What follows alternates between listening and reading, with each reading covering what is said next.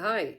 Hi. So the following video is uh, just showing you my process when I do these horses that I called my lockdown horses. They started to just literally come out of me during lockdown. They're from my imagination. They're horses that, I just know how they move. I love horses. I've always drawn horses. It's my double passion, horses and art.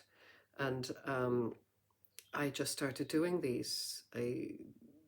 I've doodled all my life and doodled horses, so I just thought I'll do a few really big doodles and see what happens. So I hope you enjoy the following video. So my little circus pony coming out of lockdown. This is the last during lockdown, well, we're still kind of in lockdown, of a series of ponies and horses that I did from my imagination, and following is how I work when I'm doing these. So I put a large sheet of paper on my board, and I use the droppers for these, my mostly Daler Rowney inks, or else I have kind of droppers that I use from other inks that don't have droppers. And I'm drawing this horse from my head. I don't even picture a horse when I'm doing it. I just know where the lines need to go, where I want them to go.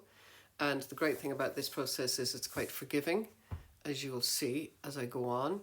When I perhaps start to make marks that I'm not happy with, I've got a little sprayer in my hand, and you'll see that I use the sprayer.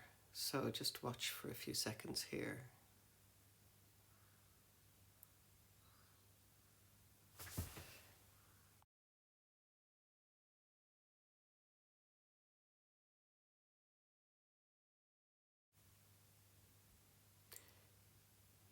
So you can see the long, thin dropper that I'm using there.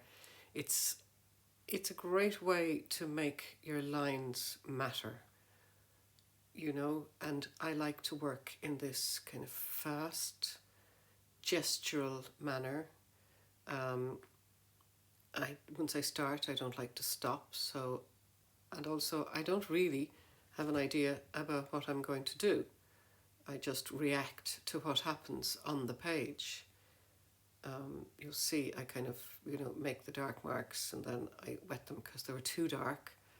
And now I'm just using probably a piece of tissue to just, again, create movement, create an image that I find of interest to myself.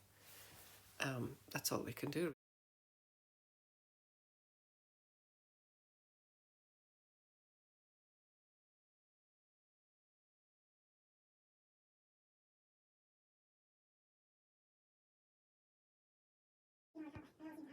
It's just all black and white, and I think I'd like to add a little bit of colour, and I probably didn't video that bit where I added some of the colour, but in the same way I added it in what looked like a lemon yellow, and brushed it on, same as I'm doing there. I'm actually using like a rubber scrubber thing there, which people use for, they use it for wax painting and that kind of thing. And oil painting, and that I like using implements that stop me being careful. And again, I'm bringing a bit of red into it now to make it orange. And trying to bring the pony forward, trying to create a dynamic image. All the time altering as well. You see and let the lines drip. To me, they create movement. I just think they're part of the painting. I like the marks.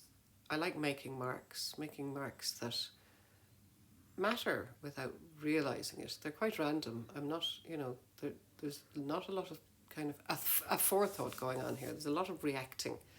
So kind of to put that out, and I think, yeah, okay, I needed something up behind, and maybe I didn't like the way that ran down there too quickly.